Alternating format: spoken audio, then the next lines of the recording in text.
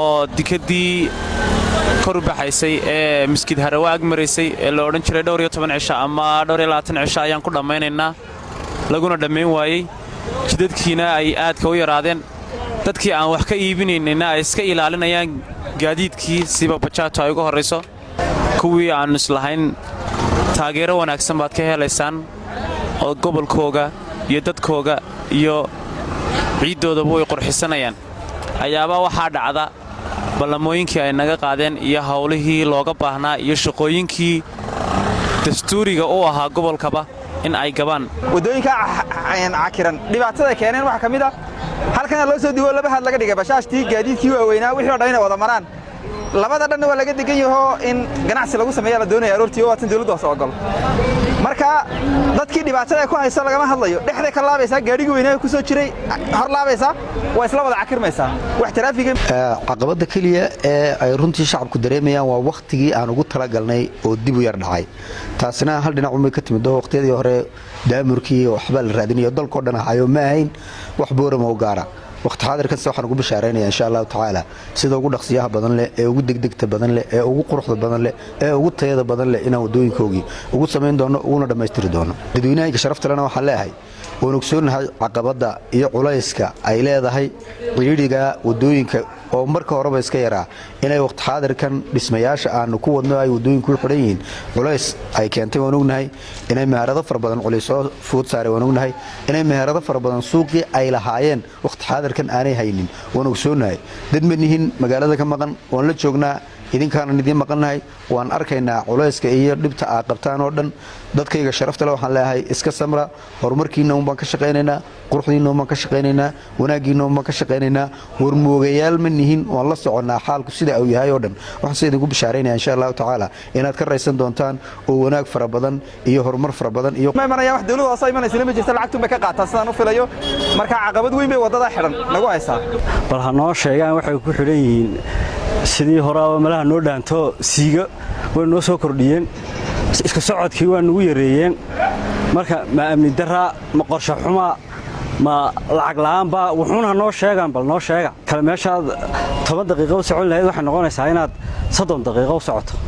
anagu cashuur bixiyaashii waan ku daalnay sida waan ku daalnay iminkana waxa soo dhow roobkii dhib kale noo sii geysanaysaa dhooqa kale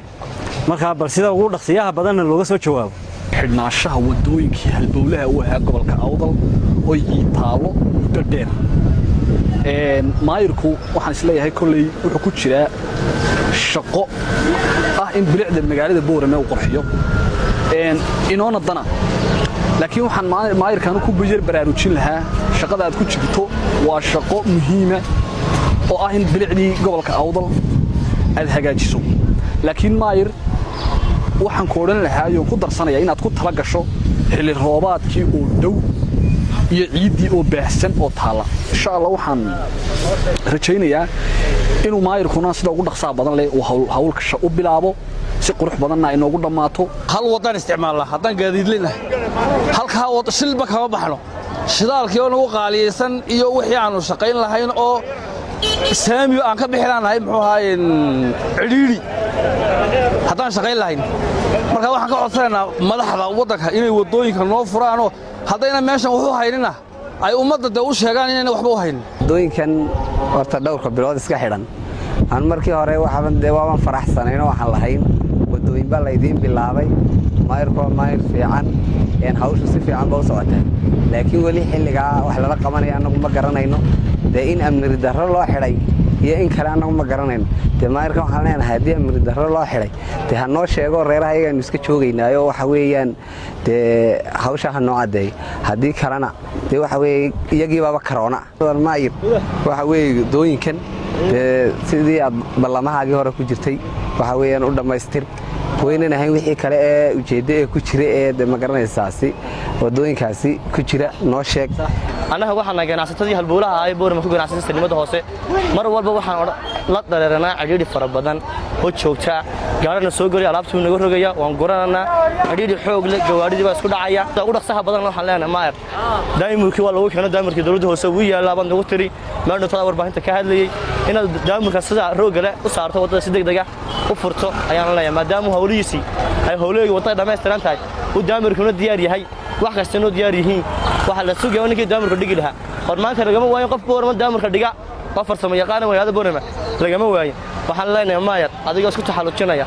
oo codkayga dhageysanaya baaqaan soo dirano inaad si adag oo si ugu dhaqsaha badan leh uga jawaabto